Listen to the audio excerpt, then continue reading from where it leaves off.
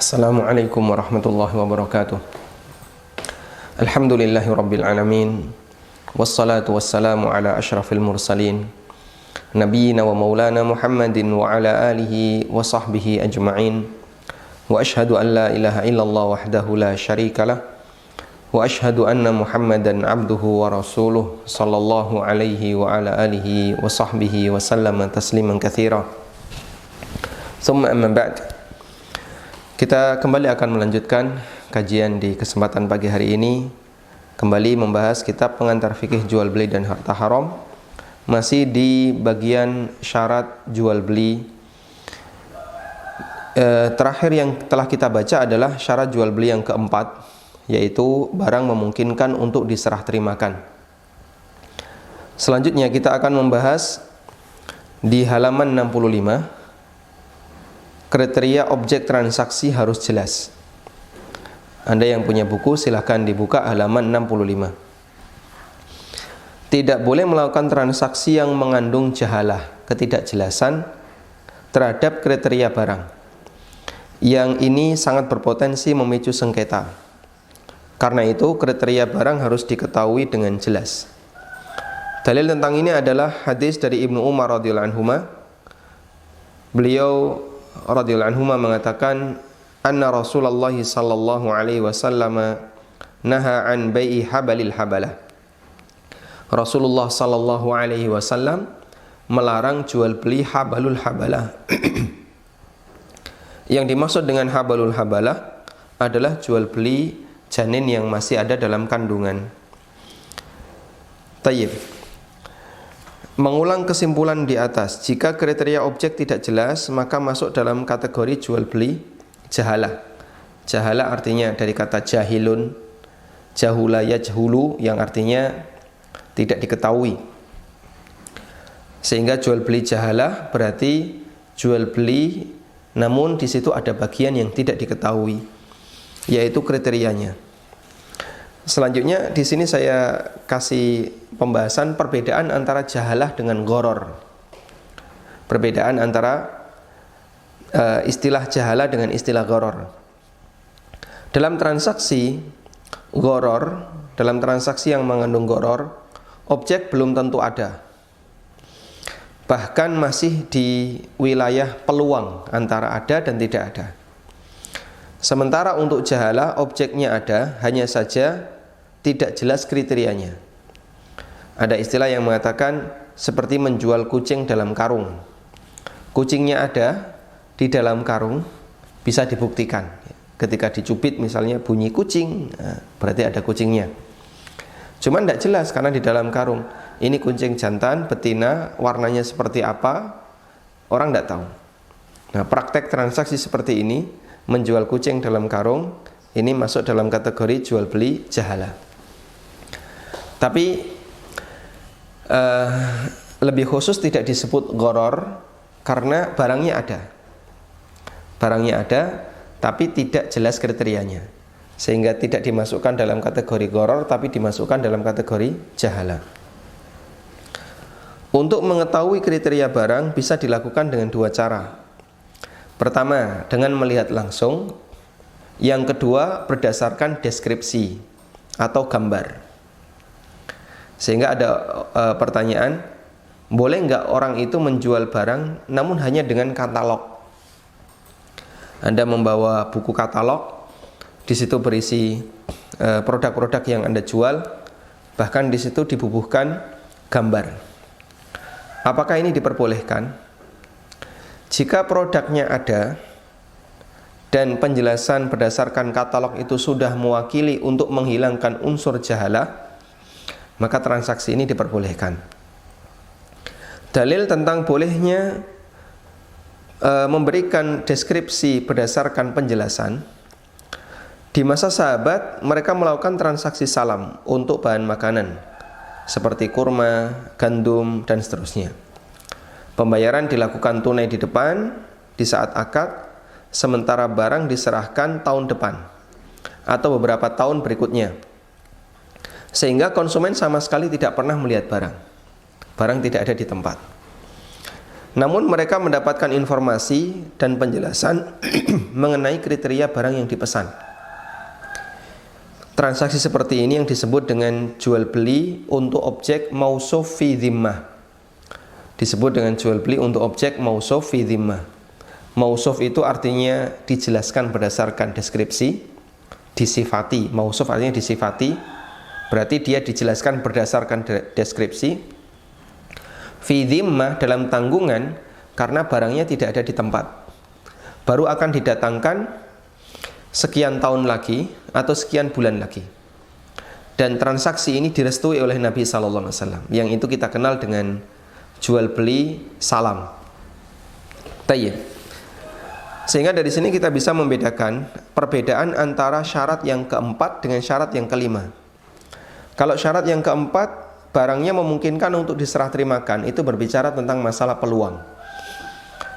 Bahwa barangnya itu ada, ketersediaannya, barang itu available, ada. Kalau barang itu ketersediaannya masih dalam tahapan peluang, bisa ada, bisa tidak, maka ini tidak bisa ditransaksikan. Kemarin kita kasih contoh seperti orang yang menjual ikan yang masih ada di dalam air, di lautan. Atau orang mancing, dia bayar 100.000, lalu dia mancing. Bisa dapat, bisa tidak. Ikannya ada, tapi belum tentu ketangkap. Padahal yang dihitung adalah yang ketangkap. Itu juga jual beli gharar, karena objeknya belum tentu bisa diserah terimakan. Contoh yang lain adalah jual beli ijon. Membeli buah yang masih kecil-kecil atau bahkan baru berupa kembang, bunga, calon buah, kemudian dipanen sekian bulan lagi. Pembayarannya sekarang, tapi panennya sekian bulan lagi. Padahal masih ada potensi dan peluang rontok. Yang kata Nabi SAW, "Ara'aita idza mana Allahu thamrah bima ya'khudhu ahadukum mala akhi." Kalau sampai Allah Subhanahu wa taala takdirkan pohon ini rontok semua buahnya. Dengan alasan apa pemilik pohon mengambil uang saudaranya, mengambil harta saudaranya? Padahal pembeli tidak dapat apapun. Artinya di situ masih ada peluang antara bisa didapatkan dan tidak bisa didapatkan. Ketika peluang itu besar, maka transaksi seperti ini dilarang dalam agama kita. Sedangkan kalau jahalah, barangnya ada, tapi objeknya, kriteria objeknya nggak jelas. Banyak praktek seperti ini di masyarakat kita. Contohnya adalah menjual objek yang masih di dalam kontainer dan tidak boleh dilihat. Tidak boleh dilihat. Pokoknya borongan harga sekian.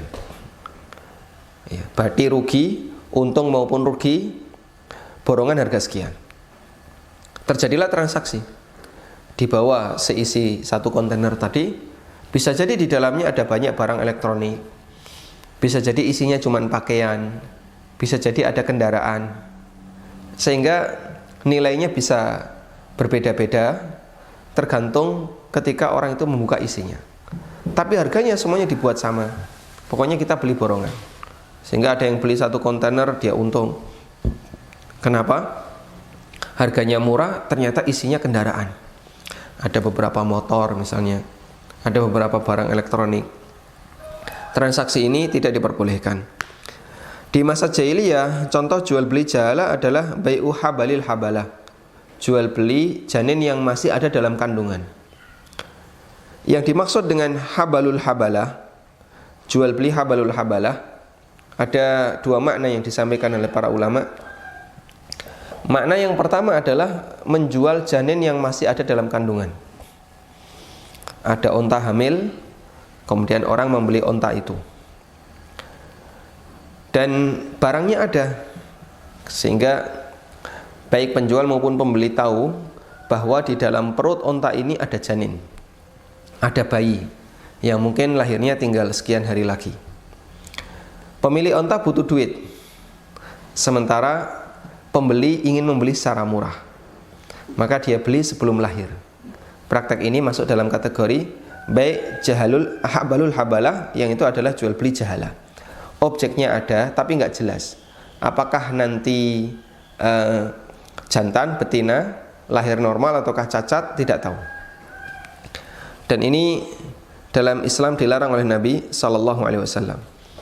Makna yang kedua dari kalimat habalul habalah adalah menjadikan lahirnya unta itu sebagai batas waktu transaksi. Habalul habalah untuk makna yang kedua ini, ada unta yang sedang hamil. Kemudian si A dan si B melakukan transaksi, misalnya transaksi salam.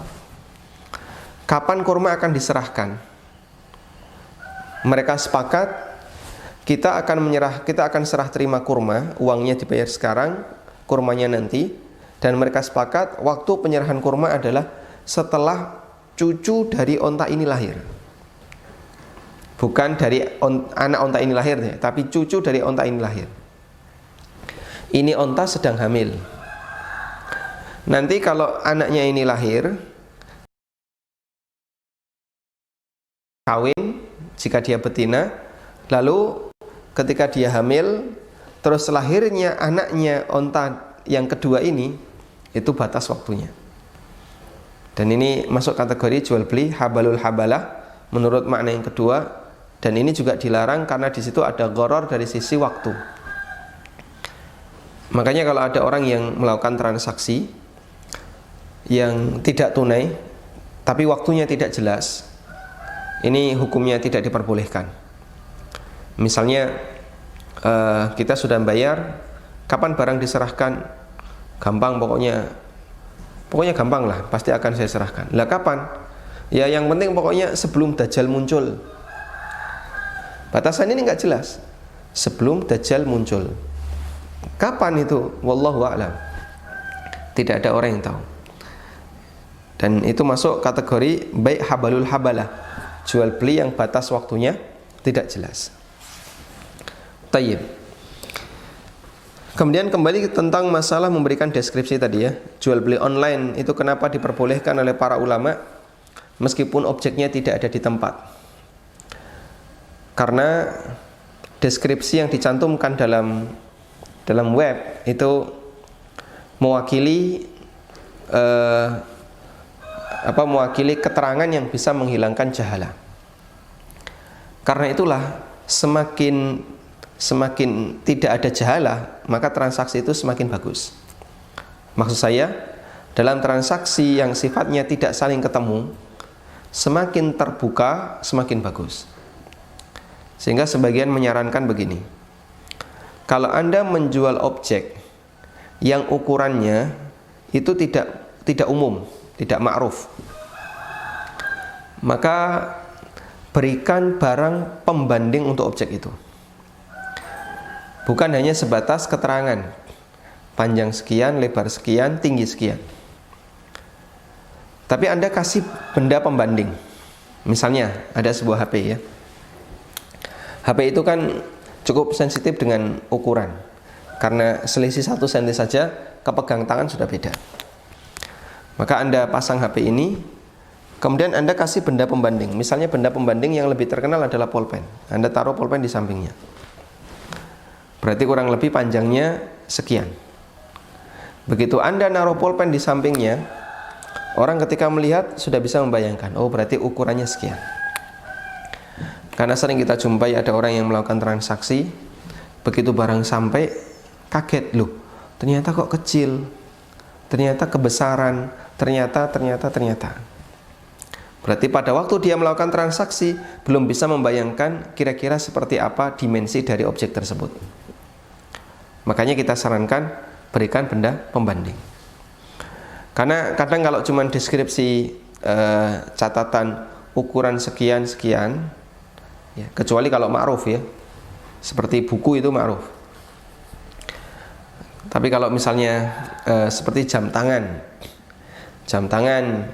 ukurannya misalnya sekian mili, kadang kan orang males, dia nggak pegang penggaris, dia nggak punya alat ukur panjang, sehingga ngerti dia kayaknya kok ini besar. Ternyata ketika barang sampai kecil. Padahal jam tangan itu sensitif. Karena ketika dia dipakai selisih sekian mili saja rasanya sudah beda. Maka yang seperti ini kasih benda pembanding. Koin misalnya, koin uang 500 rupiah. Nah, orang bisa membayangkan, oh berarti luas kacanya sekian. Tayyib. Dan itu semuanya perlu kita lakukan dalam rangka untuk menghindari terjadinya jahalah. Semakin hilang jahalah semakin bagus. Karena itulah Nabi SAW menyebutkan dalam hadis yang sahih, al-bayyi'ani bil khiyar ma lam yatafarraqa. Penjual dan pembeli masing-masing punya hak khiyar selama keduanya belum berpisah. Lalu beliau mengatakan, fa in sadaqa wa bayyana, jika keduanya saling jujur dan saling menjelaskan, burika lahuma fi bai'atihima, maka transaksinya akan diberkahi. Anda kasih catatan di sini, transaksinya akan semakin diberkahi disebabkan karena orang itu semakin terbuka ketika melakukan akad. Sehingga baik penjualnya puas, pembelinya juga puas. Ketika transaksi seperti ini dilakukan, Nabi SAW mendoakan, burika lahuma fi bai'atihima, transaksi yang mereka lakukan akan diberkahi. Karena itulah semakin tidak ada jahalah makin bagus. Maka bagian-bagian yang sensitif kalau Anda jual secara online, yang sensitif seperti masalah ukuran, masalah warna, lebih sensitif lagi kalau makanan masalah rasa. Karena kan tidak ngicipi ya. Maka Anda kasih penjelasan yang secukupnya, yang kira-kira konsumen itu bisa mendapatkan penjelasan deskripsi yang meyakinkan bagi dia, yang membuat unsur jahalah itu tidak ada. Tayyib. Kecuali kalau barangnya ada di tempat. Kalau barang ada di tempat, insya Allah lebih mudah untuk kemudian dikenal, lebih mudah untuk kemudian dipahami oleh masing-masing pihak. Bagaimana dengan transaksi yang unsur jahalahnya itu tidak mungkin dihilangkan maksimal, sehingga pasti ada jahalahnya? Contoh, buku. Sebuah buku ketika dijual biasanya dia dikasih plastik, sring namanya ya, dikasih sring plastik. Otomatis Anda tidak bisa melihat isi dalamnya. Namun Anda bisa melihat sampul belakangnya. Oh, di sini ada sinopsis, keterangan menggambarkan isi buku. Meskipun belum tentu itu mewakili 100%, mungkin cuma mewakili 20%, 30%. Tapi isi buku yang lain Anda tidak tahu. Tapi Anda mau beli. Anda membeli, pasti di situ ada motivasi. Kenapa kamu beli? Oh, saya percaya sama penulisnya. Maka insya Allah hanya dengan satu kriteria, saya percaya sama penulisnya, berarti hilang jahalah meskipun tidak sampai 100%. Kenapa kamu beli? Saya kok mantap dengan judulnya. Saya butuh buku yang seperti ini, yang membahas masalah ini. Nah, maka begitu Anda merasa yakin dengan judul dan Anda percaya, berarti itu menghilangkan sekian persen dari jahalah. Apalagi ketika dia dikasih deskripsi dengan menyebutkan daftar isi. Kalau di situ ada daftar isi, lalu Anda bisa tahu, oh kira-kira kontennya sekian, maka Anda semakin yakin dengan isi buku itu, transaksi ini berarti saling dilakukan terbuka dan tidak ada jahalah di sana. Tayyib. Karena itulah kita upayakan ketika terjadi transaksi seperti buku atau transaksi yang dia butuh deskripsi yang lebih, Anda sebagai penjual tidak perlu kemudian ada yang disembunyikan, sampaikan saja apa adanya. Semakin terbuka itu semakin bagus. Kemudian kita beralih ke syarat yang keenam. Harga barang telah ditentukan ketika akad. Dalam arti harga harus jelas ketika akad. Harga yang tidak jelas ketika transaksi termasuk bentuk gharar, yaitu gharar terkait harga. Dan ini melanggar hadis Nabi SAW yang melarang jual beli dua harga. Hadis yang melarang jual beli dua harga adalah hadis dari Abu Hurairah radhiyallahu anhu. Beliau mengatakan, "Naha Rasulullah sallallahu alaihi wasallam an bai'ataini fi bai'atin." Rasulullah sallallahu alaihi wasallam melarang dua jual beli dalam satu jual beli. Rasulullah sallallahu alaihi wasallam melarang dua jual beli dalam satu jual beli. Sekarang kita akan lihat seperti apa penjelasannya. At-Tirmidzi mengatakan dalam Sunan At-Tirmidzi atau Jami' At-Tirmidzi, wa qad fassara ba'du ahli ilmi qalu bai'ataini fi bai'atin ay yaqula abi'uka hadha thawba binaqdin bi ashratin wa binasi'atin bi 20. Sebagian ulama menafsirkan di mana mereka mengatakan makna dua jual beli dalam satu jual beli. Ay yaqula, penjual mengatakan. Maknanya adalah ada kasus di mana penjual mengatakan, abi'uka hadha thawba, aku jual kain ini kepadamu binaqdin bi asyrah. Kalau tunai harganya 10 dirham. Wa binasi'atin bi 20. Tapi kalau kredit tidak tunai, kalau kredit harganya 20 dirham.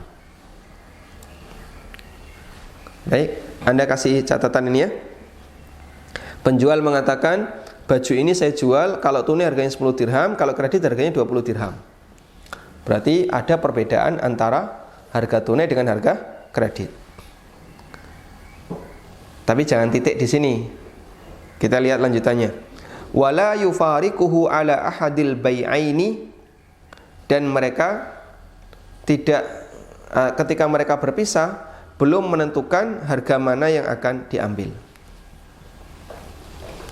Ketika mereka berpisah belum menentukan harga mana yang akan diambil.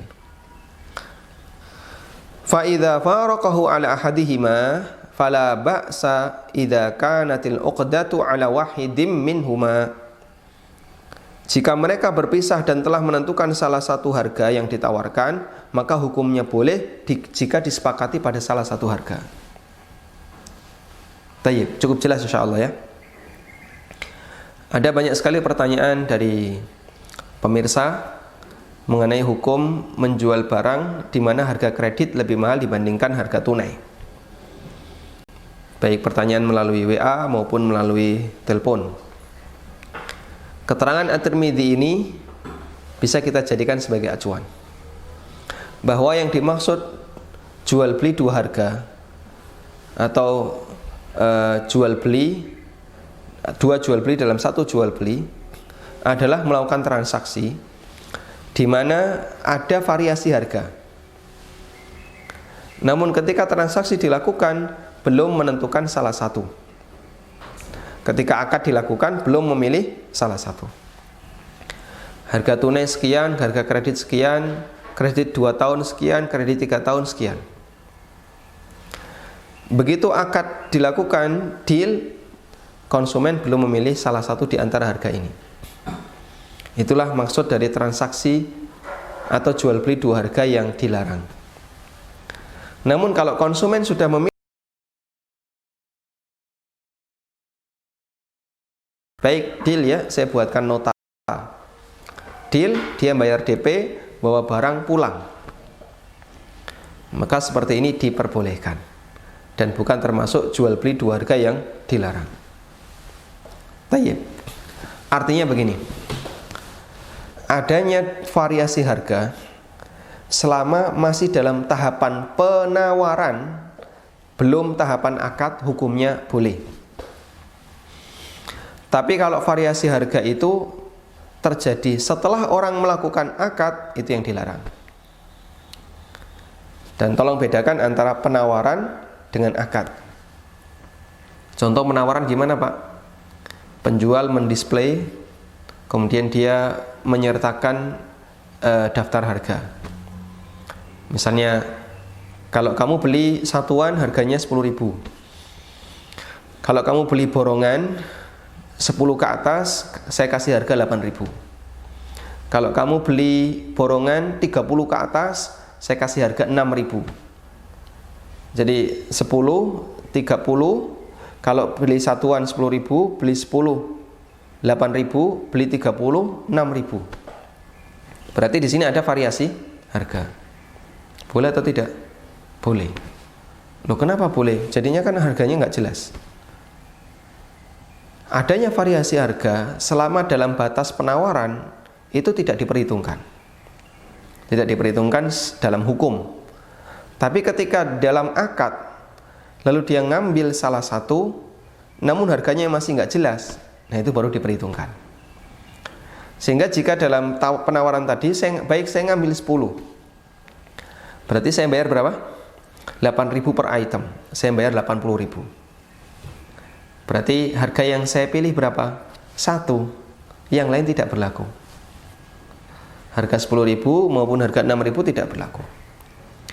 Sama halnya ketika orang menjual dengan harga yang bervariasi karena perbedaan waktu. Ini Pak, kalau tunai 1 juta. Kalau Bapak kredit 1 tahun, 1,5 juta. Kalau Bapak kredit 2 tahun, 2 juta. Jadi tambah 1 tahun tambah 500. Kemudian saya tertarik, baik saya ambil. Terus saya bawa pulang. Dipanggil sama penjualnya. Bapak mau pilih harga yang mana? Mau kredit yang mana? Setahun, 2 tahun? Gampang lah pokoknya. Nanti kalau saya bisa bayar besok, saya bayar 1 juta. Kalau nggak bisa ya setahun, 1,5. Tapi kalau nggak bisa ya 2 tahun jadi 2 juta. Yang kayak gini nggak boleh. Sehingga variasi itu tetap melekat ketika akad sudah terjadi. Nggak bisa Pak, Bapak harus pilih salah satu. Ya sudah, kalau kayak gitu saya pilih harga 1 juta. Deal 1 juta ya, deal berarti tunai. Atau saya pilih kredit setahun. Deal kredit setahun berarti 1,5, saya buatkan nota harga 1,5, DP-nya mana, ini notanya. Nanti Anda cicil sisanya sampai batas waktu terakhir adalah setahun. Kalau sudah dia pilih salah satu seperti ini, berarti yang lain tidak berlaku. Itulah yang dimaksud jual beli 2 harga. Yang dilarang yaitu jika variasi harga berlaku ketika akad, tapi kalau ketika akad dipilih salah satu harga, maka itu tidak masuk jual beli 2 harga yang terlarang. Tayyib. Kata kuncinya tadi, selama dalam tahap penawaran adanya variasi itu tidak mempengaruhi hukum. Namun variasi harga baru mempengaruhi hukum jika ketika akad dilakukan belum ditentukan salah satu. Semoga bisa dipahami ya. Ada banyak sekali praktek seperti ini di toko, di swalayan. Misalnya ada iklan ya, beli hari ini diskon 30%, khusus hari ini. Kalau besok nggak ada diskon, berarti dia ngasih variasi harga. Hari ini diskon, besok tidak diskon. Beli 10 harga sekian, beli 20 harga sekian, sehingga semakin banyak dikasih harga semakin murah. Itu juga variasi harga. Tayyib. Termasuk juga berdasarkan waktu, tunai sekian, kredit sekian. Baik. Sekarang ada satu contoh ya. Ada satu contoh. Jika ada orang melakukan transaksi kredit di mana harganya lebih mahal dibandingkan transaksi tunai, lalu penjual ngasih janji, misalnya harga rumah tunai 500 juta, kalau kredit 600 juta, kredit selama 2 tahun 600 juta, sehingga selisihnya 100 juta. Lalu konsumen memilih kredit 2 tahun, sehingga deal harganya 600 juta.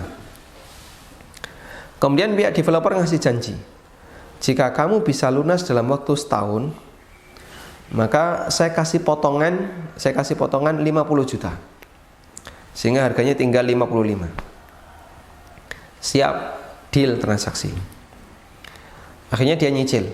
Setelah dia bayar DP, dia nyicil sisanya. Di situ ada dua pilihan. Kalau dia lunas di tahun pertama, maka yang perlu dia bayarkan hanya 550.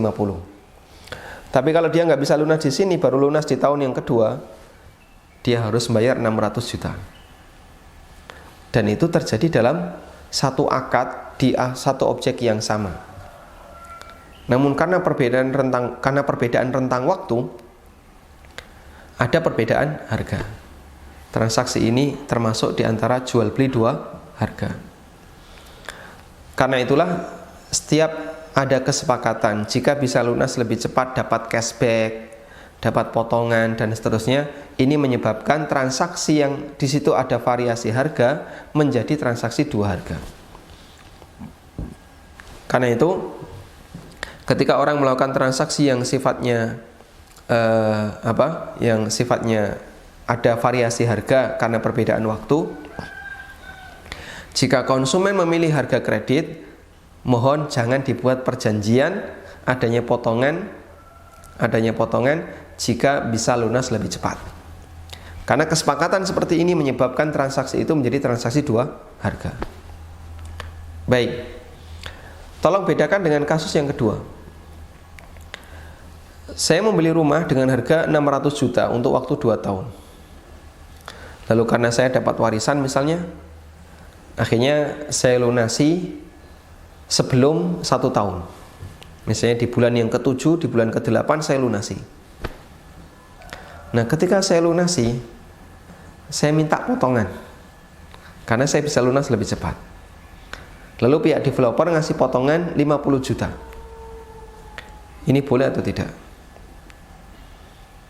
Jawabannya wallahu alam, hukumnya dibolehkan. Loh, apa bedanya dengan yang pertama tadi? Kalau yang pertama tadi ada kesepakatan. Ini harga rumah 600 juta selama 2 tahun. Jika Bapak bisa lunas dalam waktu 1 tahun, saya kasih potongan 50 juta.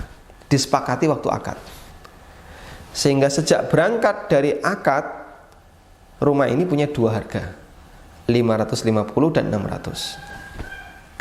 Kasus yang kedua, rumah ini harganya tetap 600, waktu akad deal 600, sehingga berangkat ketika akad hanya satu harga, yaitu 600. Namun Allah takdirkan konsumen bisa lunas lebih cepat, sehingga dia bisa lunas sebelum 2 tahun. Tapi konsumen minta potongan, kemudian dikasih oleh penjual. Apa status potongan ini? Statusnya adalah hadiah. Dan itu bukan mengubah harga yang telah disepakati. Kenapa? Karena permintaan potongan ini bukan akad yang baru. Permintaan potongan itu penyelesaian akad. Sehingga saya bisa melunasi di bulan yang ke-8, saya minta potongan 50 juta. Itu kan penyelesaian akad. Akadnya sudah terjadi dulu 8 bulan yang lalu. Sehingga tidak ada akad yang kedua untuk objek yang sama. Maka potongan harga di sini tidak disebut sebagai harga baru untuk rumah. Harganya tetap 600, cuman penjual ngasih hadiah ke saya 50 juta. Dipahami insyaallah? Insyaallah dipahami ya. Walhamdulillah. Tayyib. Kemudian di sini saya tambahkan tentang hukum jual beli kredit di mana harga kredit lebih mahal. Ada dua pendapat di sana. Pendapat pertama mengatakan hukumnya tidak boleh. Tapi ini pendapat yang marjuh, pendapat yang lemah. Pendapat yang kedua, jual beli kredit beda harga hukumnya diperbolehkan. Dan ini pendapat jumhur ulama. Dan insya Allah pendapat yang kedua inilah yang lebih kuat. Wallahu ta'ala alam. Tayyib. Ada beberapa kasus yang saya sampaikan di sini sebagai pelengkap untuk memahami penjelasan. Ada kasus 6, menjual barang dengan harga seikhlasnya. Kemudian kasus 7, cashback jika lunas lebih cepat. Yang punya buku bisa dibuka halaman 72. Tentang menjual dengan harga seikhlasnya. Menjual dengan harga seikhlasnya, di situ saya kasih 2 gambaran. Pertama adalah menjual dengan harga seikhlasnya namun baru sebatas tawaran dari penjual.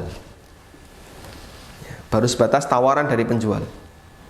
Misalnya begini, mau nggak kamu beli HP ini?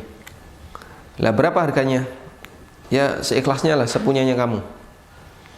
Lalu pembeli tanya, kalau 2 juta gimana? Kalau 2 juta gimana? Kemudian saya bilang, tambah dikit lah. Padahal tadi saya sudah bilang seikhlasnya. Pembeli tanya, kalau 2 juta gimana? Saya minta tambah dikit lah. Ya sudah 2.200.000. Ya sudah deal, akhirnya dibayar 2.200.000. Maka kalimat seikhlasnya yang saya ucapkan tadi di awal itu sifatnya hanya penawaran. Dalam prakteknya tetap terjadi tawar-menawar, tetap terjadi deal-dealan harga. Transaksi ini hukumnya boleh karena harganya jelas. Meskipun seikhlasnya itu tidak jelas, tapi ketika akad dilakukan lalu ada tawar-menawar sehingga sama-sama tahu nilainya sekian, penjual tahu, saya tahu, deal, transaksi ini jadinya harganya jelas, bukan lagi tidak jelas.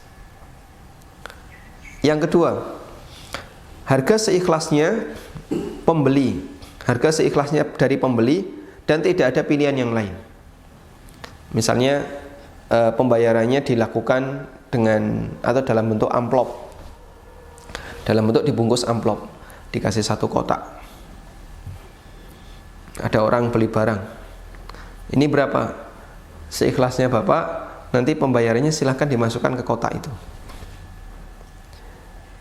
Sehingga ketika pembeli ini memasukkan uang ke dalam kotak, penjual nggak tahu. Akhirnya harganya jadi nggak jelas. Dan harga itu putus sehingga ketika Pak Ijo membayar berapapun tidak lagi terjadi kesepakatan. Ketika pembeli membayar berapapun, di sini misalnya kasusnya adalah Pak Ijo sebagai pembeli. Ketika pembeli membayar berapapun tidak lagi terjadi kesepakatan. Begitu dia membayar sudah selesai. Penjual ridho nggak ridho, pokoknya saya bayar segitu. Andai kan si Pak Ijo ini cuma memasukkan uang 1.000, transaksi sah atau transaksi berlaku, tidak bisa dibatalkan. Bisa jadi harganya terlalu mahal atau terlalu murah sehingga bisa menimbulkan sengketa. Transaksi ini menyebabkan jual belinya menjadi tidak sah karena bisa memicu sengketa. Saya ulang ya. Untuk jenis yang kedua, gambaran yang kedua, pembayarannya tidak melalui kesepakatan tapi sepihak.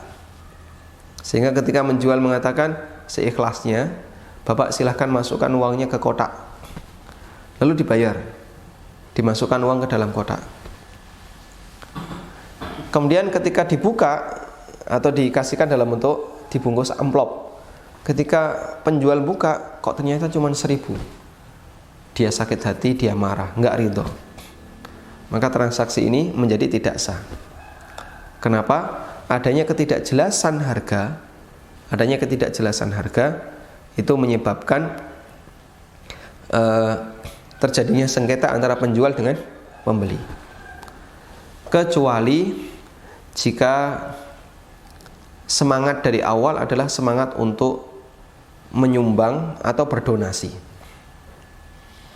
Misalnya ada objek yang sebenarnya ini objek yang dibagikan secara gratis atau mau membayar pun silahkan, tapi sifatnya hanya nyumbang. Ada buku ditaruh di mana, misalnya di tempat kajian, ditaruh di tempat kajian, lalu dikasih pengumuman, silahkan ambil, bayar seikhlasnya. Penjual dari awal memang sudah berniat, andaikan ini nggak dibayar pun tidak apa-apa, sehingga mau dibayar 1.000, 2.000, ada orang ngambil bayar 100.000, berarti bayar yang disediakan di kotak tadi statusnya adalah nyumbang, donasi untuk mencetak buku ini di edisi berikutnya. Insya Allah kalau seperti ini boleh. Tapi kalau sifatnya komersil sehingga ada sisi untung rugi, kemudian bayarnya dibungkus amplop, begitu dibuka sedikit kok sakit hati, maka transaksi seperti ini tidak boleh menggunakan skema seperti di atas, dibayar dengan cara seikhlasnya. Wallahu ta'ala alam. Tayyib. Semoga cukup jelas untuk bisa dipahami. Dan ada contoh kasus yang lain, cashback jika lunas lebih cepat, tadi sudah kita sebutkan. Anda mungkin bisa baca rinciannya. Selanjutnya kita beralih ke syarat jual beli yang terakhir, yaitu saling ridho. Saling ridho termasuk bagian yang paling prinsip dalam transaksi jual beli. Karena pada asalnya barang itu milik orang lain, tidak boleh kita manfaatkan kecuali melalui transaksi yang saling ridho. Dan dalilnya telah ditegaskan oleh Allah di surat An-Nisa ayat 29, la ta'kulu amwalakum bainakum bil batil illa an takuna tijaratan an taradim minkum. Janganlah kalian makan harta orang lain secara batil kecuali melalui perdagangan yang saling ridho di antara kalian. Kemudian dalam hadis dari Abu Sa'id Al-Khudri radhiyallahu anhu, Nabi sallallahu alaihi wasallam juga menegaskan innamal bai'u an taradin, yang namanya jual beli harus saling ridho. Lalu di sini saya kasih tambahan, para ulama menyebutkan seseorang bisa disebut ridho ketika memenuhi dua unsur. Pada dirinya ada dua keadaan. Yang pertama adalah al-ikhtiyar. Al-ikhtiyar artinya tidak ada paksaan. Dia boleh milih. Sebagaimana ada kaidah al-ikrah yusqitur ridha. Ketika ada paksaan maka itu menggugurkan ridha. Sehingga adanya ikhtiar itu memberikan kebebasan bagi kedua belah pihak antara melanjutkan atau membatalkan transaksi. Dan itu dilakukan di majelis akad. Islam mengatur hal ini dalam hak khiyar yang nanti akan kita bahas di bab khusus tentang masalah hak khiyar. Yang kedua adalah adanya al-ilmu, mengetahui. Unsur ridho yang kedua adalah adanya al-ilmu atau mengetahui atau menyadari. Maksudnya adalah menyadari konsekuensi akad yang akan dia lakukan. Ketika seseorang melakukan akad dan dia tidak sadar dengan konsekuensinya, bisa jadi dia belum ridho. Misal, ada anak kecil usia misalnya kelas 4 SD dapat warisan berupa tanah, berupa rumah dan seterusnya. Lalu tetangganya ingin memiliki tanahnya. Ini tanah sebelah rumah saya mau gunakan untuk pelebaran, tapi dimiliki oleh tanah itu adalah tanah warisan milik anak yatim tadi. Akhirnya tetangganya ini nawari, kamu mau nggak main PS? Saya punya PS bagus, PS 5. Nah, PS 5 sudah keluar belum? Ya, misalnya PS 7. PS 7. Anak ini senang sekali main PS. Wah, dia tertarik. Nanti saya akan belikan kamu PS 7, kamu bisa pakai, kita tukeran sama tanah ini ya. Anak itu setuju, ya enggak apa-apa. Saking senangnya dia, maka terjadilah jual beli tanah dibayar pakai PS. Apa hukumnya? Ya, anak ini ridho, tapi dia nggak ngerti nilai tanah, nggak ngerti nilai PS, sehingga ketika itu ditransaksikan, maka ridhonya tidak sempurna. Sebabnya apa? Karena pihak pembeli itu tidak ngerti terhadap objek yang dia beli. Pihak pembeli tidak ngerti objek PS dengan tanah itu apakah senilai atau tidak. Ada anak kecil bawa uang 100.000. Dia senang sekali dengan jajanan misalnya jajanan yang ciki-ciki. Dia bayi umur 3 tahun. Anda tunjukkan, ya ini, mau ini Kak? Mau. Bayar 100.000 ya. Nah, diserah. Ridho, saling ridho. Tapi kan dia nggak ngerti. Maka ridho di sini tidak diperhitungkan. Dan banyak di antara kita ketika melakukan transaksi, namun salah satu pihak tidak ngerti, tapi saling ridho. Anda datang misalnya ke kampung, menemukan sebuah barang yang antik, rumah joglo, kayunya bagus, dan ukirannya bagus. Bagi pemiliknya, barang ini tidak terlalu penting. Nganggur. Anda tahu ini nilainya mahal kalau dibawa ke kota. Lalu Anda tawar, Pak, saya beli ya, nanti saya tukar dengan HP. Bagi orang kampung, lihat HP itu luar biasa. Apalagi misalnya dia jelaskan, oh ini mereknya, ini harganya kurang lebih sekian. Dia merasa dengan rumah joglo yang nganggur dibandingkan HP ini lebih berharga HP, padahal harga HP ini murah. Akhirnya dilakukan akad, saling ridho, tapi orang ini tidak terbuka. Nah, seperti ini hukumnya dilarang. Karena itulah terkadang posisi pembeli juga harus terbuka. Terbuka dari sisi mana? Ketika dia tahu nilai barangnya ini mahal, maka jangan biarkan penjualnya dalam kondisi buta, nggak ngerti harga, lalu dibeli dengan harga yang sangat murah. Ada kisah di masa salaf yang barangkali ini hanya bisa menjadi cerita ya. Ada si A, dia mau membeli borongan, mau kulaan gula. Berangkatlah si A ke daerah B.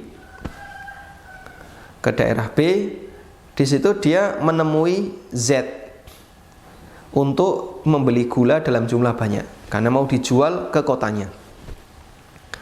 Lalu Z menyebutkan harga gula sekian. Begitu disebutkan harga, si A ini kaget. Loh, kok murah sekali? Bahkan harganya bisa 1/10 di bawah harga normal. Akhirnya si A ini menyampaikan kepada Z, di kota saya harga gula itu sekian, kamu kok jualnya masih sekian?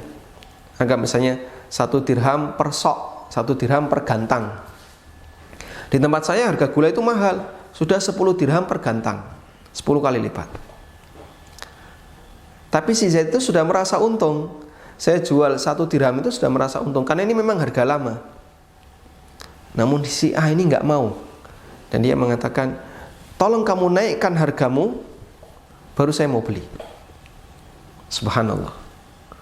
Itu contoh bentuk keterbukaan yang dilakukan oleh para ulama ketika mereka berdagang. Dia nggak mau temannya ini rugi, dan dia nggak mau dapat untung sendiri. Andaikan si A ini menyembunyikan, dia bisa. Kan tidak ada informasi lewat WA, si Z tidak bisa melihat berita, terjadi masa silam. Namun si A nggak mau. Nah, praktek ini juga pernah terjadi pada sahabat Jarir bin Abdullah radhiyallahu anhu. Beliau pernah menyuruh budaknya untuk membeli seekor kuda. Akhirnya berangkatlah budak itu. Kemudian budak ini telah menemukan sebuah kuda yang bagus. Lalu dilakukan tawar-menawar dengan penjualnya. Deal harganya sekian. Anggaplah misalnya harganya 300 dirham. Baik, deal 300 dirham. Sekarang kita berangkat ke Tuan Jarir. Kita menuju Tuan Jarir, nanti beliau akan bayar. Berangkatlah mereka berdua menemui Imam Tuan Jarir bin Abdullah, sahabat Jarir bin Abdullah. Kemudian sang budak menyampaikan, alhamdulillah tadi saya sudah berhasil menawar dengan harga 300 dirham, tuanku tinggal bayar. Sebelum beliau bayar, beliau lihat, perhatikan kuda ini. Ini harganya 300 dirham. Kayaknya kok nggak cocok. Bagaimana kalau 500 dirham? Nah, penjualnya seneng. Ini kok ditawar lebih tinggi. Ya sudah, terserah kamu. Sebentar dulu. 500 dirham, kayaknya nggak cocok. Bagaimana kalau 600? Ya terserah kaulah. Berkali-kali seperti itu, sampai akhirnya deal jadi 800. Subhanallah. Karena Jarir tahu kuda ini mahal, sehingga kalau dihargai 300 atas penawaran yang diberikan oleh sang budaknya tadi, karena dia pintar nawar, maka bisa jadi penjualnya rugi. Selesai akad, sang budak ini tanya sama tuannya, ada yang aneh wahai tuanku, Anda menjual dengan harga yang lebih, Anda membeli dengan harga yang lebih mahal. Apa kata Imam Jarir? Sahabat Jarir bin Abdullah ini mengatakan, Bay'na Rasulullah sallallahu alaihi wasallam 'ala nushi likulli muslimin. Aku pernah membaiat Nabi sallallahu alaihi wasallam untuk memberikan nasihat kepada seluruh muslim. Dan bentuk nasihat adalah memberikan yang terbaik bagi orang lain. Dan beliau tidak ingin ketika penjualnya itu rugi gara-gara barangnya dibeli dengan harga murah padahal aslinya harganya mahal. Itulah yang kita maksud, semakin terbuka maka unsur ridhonya akan semakin maksimal. Nah, ketika unsur ridhonya semakin maksimal, salah satu di antara balasannya adalah Allah Subhanahu wa taala akan menurunkan keberkahan terhadap transaksi yang dilakukan. Wallahu taala alam. Tayyib. Saya kira pembahasan untuk masalah syarat jual beli kita cukupkan. Masih ada beberapa subbab dan judul yang lain yang mungkin Anda bisa baca sendiri, seperti jual beli mukroh dan jual beli mutor. Kemudian beberapa contoh kasus. Insya Allah kalau yang punya buku dengan membaca ini cukup jelas insya Allah taala. Wallahu ta'ala alam. Dan insya Allah untuk pembahasan berikutnya kita akan membahas tentang serah terima barang atau taqabud. Wassallallahu ala nabiyyina Muhammadin wa ala alihi wa sahbihi wasallam. Wa akhiru da'wana anilhamdulillahi rabbil alamin. Tayyib. Untuk selanjutnya kami persilahkan bagi Anda yang mau bergabung. Ada telepon yang masuk, kita angkat penelpon yang pertama. Silahkan, dengan siapa, di mana? Assalamualaikum warahmatullahi wabarakatuh. Waalaikumsalam warahmatullahi wabarakatuh. Ustaz mau nanya mengenai jual beli dengan anak kecil. Jual beli dengan? Anak kecil, anak-anak. Balita di anak kecil. Dengan anak-anak. Terus, jika ada beli di toko, terus kadang dia beli bawa kertas, mau beli ini, mau beli obat atau apa gitu kan. Itu gimana hukumnya, baik dia disuruh pakai kertas maupun beli sendiri, apakah sah akadnya dengan anak kecil? Baik, cukup Ibu. Ustaz, ini kajiannya apa? Ada kajian bisa dilihat ulang di yang sebelumnya, karena kemarin ada pertanyaan 3, cuman pas Ustaz jawab itu gangguan, jadi anak nggak bisa lihat jawabannya. Oh gitu, baik. Syukur Ustaz ya. Jazakallahu khairan. Waalaikumsalam warahmatullahi wabarakatuh. Bagaimana hukum jual beli dengan anak-anak? Pembahasan syarat jual beli yang pertama, mungkin 2 pertemuan sebelumnya ya, kita pernah menyinggung ini, transaksi dengan anak kecil. Transaksi dengan anak kecil, kesimpulannya ada 2 pendapat di sana, namun kesimpulannya adalah hukumnya boleh dengan 2 syarat. Syarat yang pertama, nilainya kecil. Transaksi yang nilainya kecil. Nah, besar kecilnya harga itu tergantung budaya dan tradisi yang berlaku di masyarakat. Misalnya kalau di Jogja ya, untuk nilai 20.000 ke bawah itu masih dianggap kecil. Kalau di Jakarta mungkin berbeda. Di pelosok mana misalnya Boyolali atau Klaten atau pelosok daerah yang lain, pelosok Gunung Kidul, nilai 5.000 itu mungkin baru dianggap kecil. Kalau 10.000 ke atas nilainya besar. Sehingga besar dan kecilnya berbeda-beda tergantung urf, tergantung dari tradisi yang berlaku di masyarakat. Yang kedua, syarat yang kedua adalah dengan pengawasan wali. Wali itu bisa orang tuanya atau kakaknya atau siapapun yang lebih paham dalam masalah ini. Sehingga kalau anak kecil itu beli di kios dengan membawa catatan, berarti itu atas perintah walinya, perintah orang tuanya atau perintah kakaknya atau perintah saudaranya atau yang lainnya, hukumnya diperbolehkan. Karena itu nanti si kakak atau orang tua dia paham barang yang dicantumkan dalam catatan, misalnya 1 rokok, 2 rokok. Nah, ini karena yang nyuruh kakaknya ya. 1 apa misalnya, 2 ini, 3 ini. Kakaknya paham, kira-kira nanti akan habis sekian. Makanya sang anak cuma dikasih uang 50.000. dan bahkan bisa jadi ada kembaliannya. Transaksi ini diperbolehkan karena anak ini melakukan transaksi atas sepengetahuan orang tua. Atau yang kedua, dia beli sendiri. Kalau dia beli sendiri, selama nilainya kecil, hukumnya diperbolehkan. Tapi kalau nilainya besar, misalnya ratusan ribu, atau bahkan angka juta, atau bahkan dia jual beli tanah, anak kelas 3 SD jual beli mobil, maka transaksi ini tidak diperbolehkan. Dan yang kedua, Anda bisa melihat tayangan ulang untuk kajian kita melalui, barangkali kalau misalnya posisi ibu melihat melalui Waisal TV atau Niaga TV, itu mungkin tidak diulang, tapi Anda bisa melihat siaran ulangnya di fanpage Aminur Bais di Facebook ya Aminur Bais, atau melalui channel YouTube Aminur Bais. Melalui internet insya Allah bisa melihat siaran ulang. Wallahu a'lam. Baik, kita angkat penanya yang kedua. Silahkan, dengan siapa di mana? Assalamualaikum Ustaz. Waalaikumsalam warahmatullahi. Silahkan. Si A modif kendaraan di tempat kami tanpa uang muka. Kemudian modif ya, modifikasi. Orangnya kita di blok sampai 2-3 tahun nggak ketemu. Jadi gimana? Bisa diulang. Kendaraan ini. Si A servis kendaraan di tempat Anda. Habis banyak. Baik. Terus waktu udah jadi dihubungi, kita malah diblok, terus nggak bisa dicari lagi orangnya. Baik. Cukup insya Allah. Iya. Ada orang yang servis kendaraan di tempat Anda, kemudian habis banyak, ternyata pemiliknya hilang. Lalu bagaimana yang bisa dilakukan? Pada asalnya kendaraan itu tetap kendaraan pemilik, sehingga Anda tidak boleh menjual secara sepihak.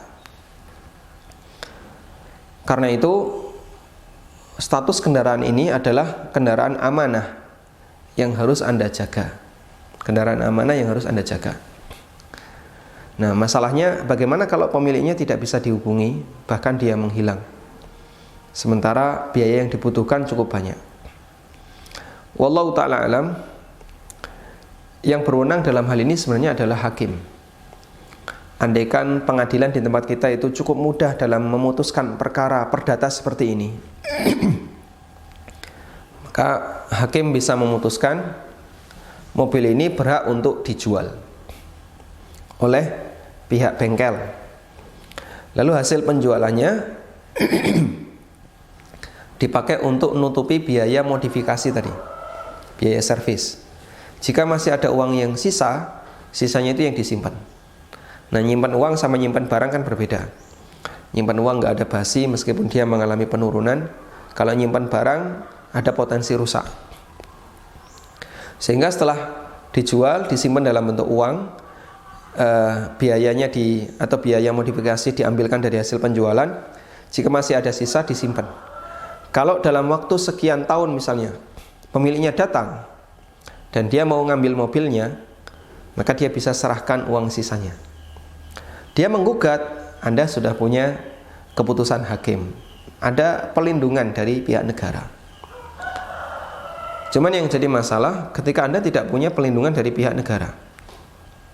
Karena ini kalau kemudian diangkat ke pengadilan, prosesnya berbelit-belit, dan itu pun membutuhkan biaya yang mahal, waktu yang lama, sangat melelahkan.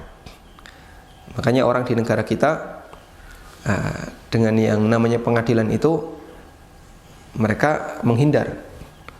Dan Anda juga kami sarankan berdoalah kepada Allah semoga tidak berurusan dengan pengadilan sampai mati. Tidak ada kehidupan yang lebih menenangkan ketika kita tidak berurusan dengan pengadilan sampai mati. Hidup kita akan lebih tenang. Berdoa kepada Allah semoga tidak berurusan dengan pengadilan sampai mati, apalagi dalam urusan pidana. Baik, kembali ke sini. Kalau di masa silam seperti di zaman Umar, di zaman sahabat, untuk bisa membuat keputusan cukup mudah. nggak perlu berbelit-belit, tidak perlu sogok, selama buktinya jelas dan orang bisa mengambil kebijakan dengan akurat berdasarkan bukti, maka rakyat cukup mudah untuk mendapatkan pelindungan dari negara, terutama dalam urusan-urusan perdata seperti ini. Di zaman sekarang ini sangat sulit, ya, ini sangat sulit. Karena itulah, jika memang tidak memungkinkan untuk seperti itu, berarti status barang ini adalah barang yang tetap harus Anda jaga, dan silahkan dicari pemiliknya sebisa mungkin.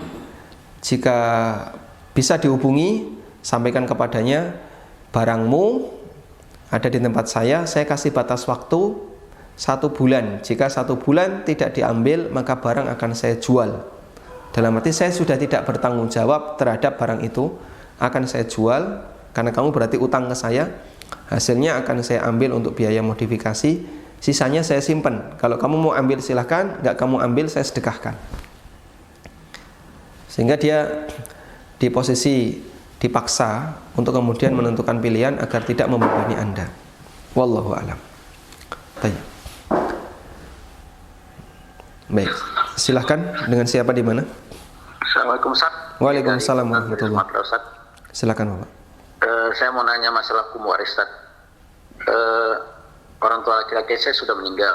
Dia punya penghasilan waktu itu dan ibu saya juga punya penghasilan, tapi belum meninggal. Kemudian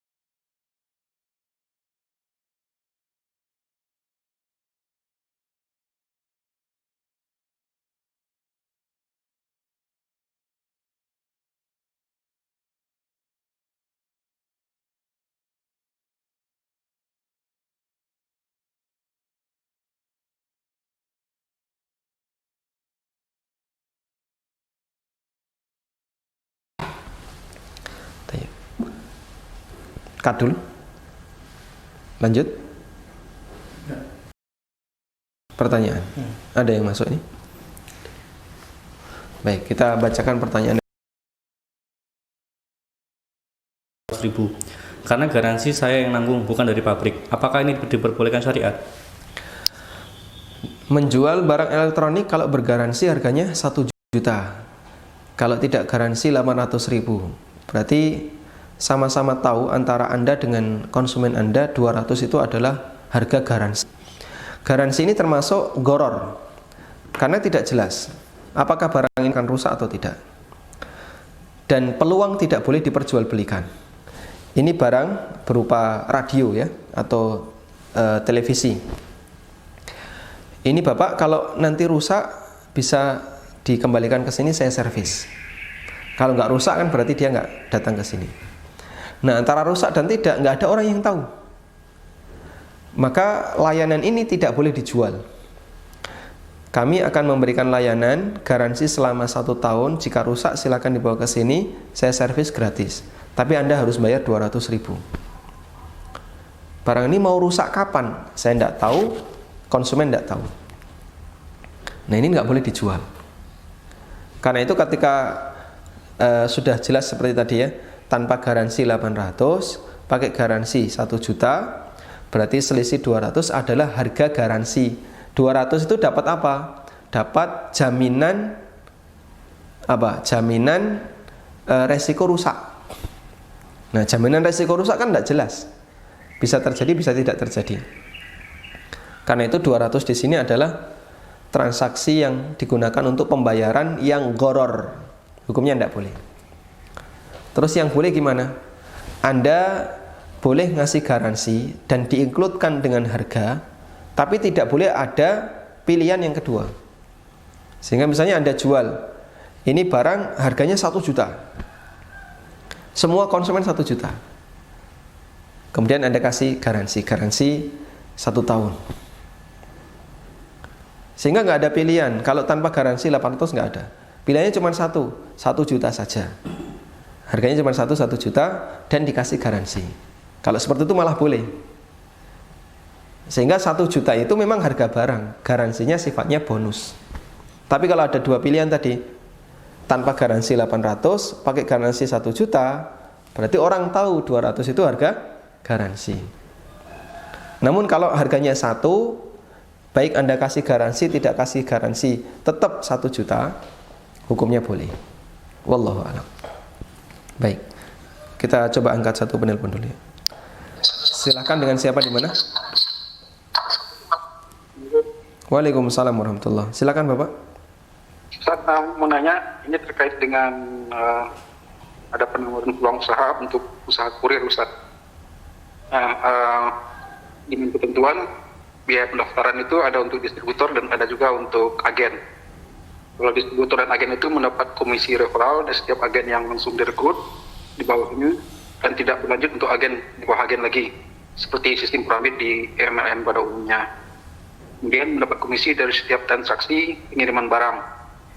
Khusus untuk distributor juga mendapat komisi dari setiap transaksi agen yang langsung di bawahnya saja. Pendaftaran yang didapat itu adalah keanggotaan sebagai agen atau distributor, kemudian program untuk mengelola kurir, dan template baliho marketing. Nah, pertanyaannya adalah apakah skema usaha seperti ini syar'i, terutama mengenai komisi yang didapat dari merekrut dan transaksi agen itu, Ustaz? Pendaftarannya berapa, Pak? Pendaftarannya yang untuk agen 2 juta, yang untuk distributor 5 juta, Ustaz. Baik. Cukup, Bapak? Cukup, Ustaz. Nah. Baik. Pertanyaan ini juga beberapa kali masuk ke nomor saya pribadi dari beberapa kawan ya. Tentang adanya komisi referral bagi mereka yang bisa menarik orang lain untuk jadi agen. Jadi begini ya, memang dalam membahas MLM ini cukup sedikit rumit untuk bisa memberikan penjelasan perbedaan antara MLM yang boleh dan MLM yang tidak boleh. Tidak semua komisi referral bermasalah.